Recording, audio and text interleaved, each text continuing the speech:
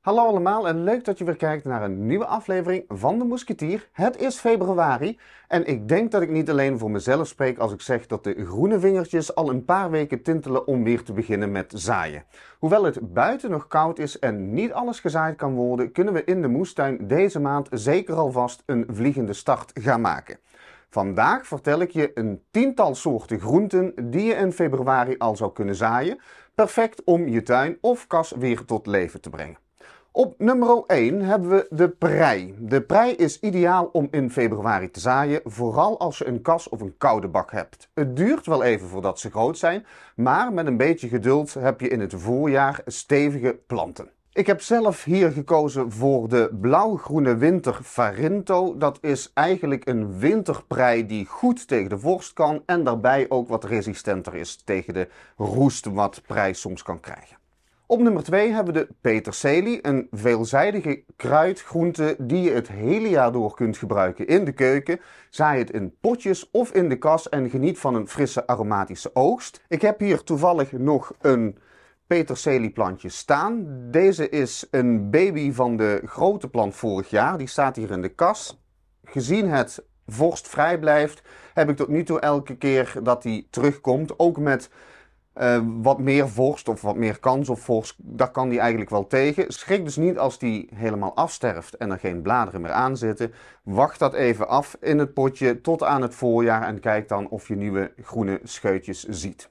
Dan op nummer 3 de rucola. Rucola is natuurlijk een gemakkelijke bladgroente die je zowel binnen als in de kas kunt zaaien. Deze pittige smaak past perfect bij salades en pasta's.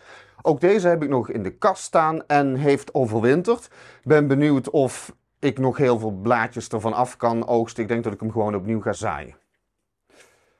Dan op nummer 4, de winterpostelijn. Dat is een echte winterkampioen. Deze gezonde groente groeit goed bij lage temperaturen en is ook heerlijk in salades of in roerbakgerechten. Let er wel op dat op het moment dat je deze zaait en tot bloem laat komen, dat je ze overal terug gaat vinden. Ik heb dat 1 keer gedaan in de kas en buiten en elk jaar heb ik ze wel ergens teruggroeien. Van de ene kant handig, want je hoeft er vrij weinig voor te doen. Van de andere kant kan het soms een beetje lastig zijn. Op nummer 5 de dopert. Doperwten kun je alvast binnenshuis of in de koude bak voorzaaien. Gebruik stokken of een rekje, zodat straks de planten goed kunnen klimmen. Ik heb deze recent gekocht. Wonder van Amerika heet die. En vanaf juni tot augustus kun je dan deze peulen oogsten. Daar zitten dan heerlijke, sappige, zoete erwtjes in.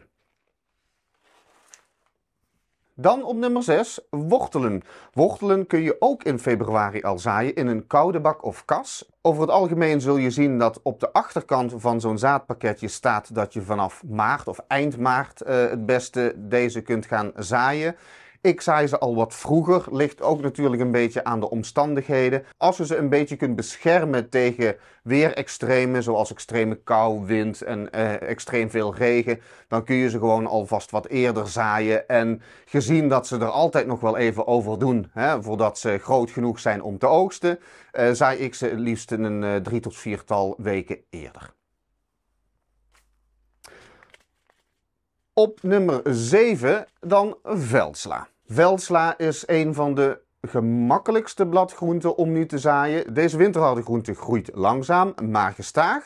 Ze zijn rijk aan vitamine en mineralen en rond deze tijd van het jaar natuurlijk ook perfect in salades voor die extra voedingsstoffen. Wat ik ook nog heb meegenomen, dat is eigenlijk nummer 11, dat is Mizuna. Mizuna is een mosterdgroente, ook perfect om nu in deze tijd van het jaar te zaaien. Kan goed omgaan met de koudere temperaturen. Ik heb hem even onder nummer 7 geschaard omdat het een beetje in dezelfde richting zit. En ik meestal verschillende soorten van sla en natuurlijk ook bijvoorbeeld Mizuna of rucola zaai. Om daar dan een gemengde salade van te maken. Dan op nummer 8 de bieslook. Bieslook kun je binnenshuis op de vensterbank zaaien. Deze verse sprietjes zijn bijvoorbeeld een goede toevoeging aan soepen en salades. Het zit allemaal een beetje in dezelfde familie. De prei, de bieslook en ik heb hier op nummer 9 de lenteui. dat is natuurlijk ook een andere topper voor februari. Zaai ze in potten binnen of in de kas en je hebt over een paar weken heerlijke verse stengels. Nou, tot slot hebben we dan op nummer 10 tuinkers. Ik heb helaas geen pakketje daarvan, ik heb ze nog los in een zakje zitten. Ook deze kun je overal zaaien, op de vensterbank, in de keuken of zelfs op een bordje met watten. Binnen een week komen er al scheutjes en heb jij een heerlijke gezonde oogst. En dat waren alweer de 10 groenten die je in februari kunt zaaien. Ik hoop dat jij wat inspiratie opgedaan hebt om alvast lekker aan de slag te gaan. Ik heb trouwens 2 additionele video's gemaakt over nog meer groenten die je rond deze tijd kunt zaaien. Eentje over pepers, paprika's en aubergines voor de mensen die een mogelijkheid hebben tot wat extra licht en warmte. Maar je zou ook de 5 groenten van januari nu kunnen starten. Beide video's zal ik nog even in de beschrijving hieronder linken. Daarnaast zet ik daar natuurlijk ook de besproken groenten met een link, mocht je daar interesse in hebben om die aan te schaffen. Heb jij zelf nou nog tips of vragen of suggesties? Laat het dan natuurlijk weten in de reacties. Vergeet de video niet te liken en overweeg te abonneren op De Moesketier om geen enkele video te missen. Ik wil je weer danken voor het kijken en zou zeggen tot de volgende keer en heel veel succes met zaaien. Tot dan, doeg!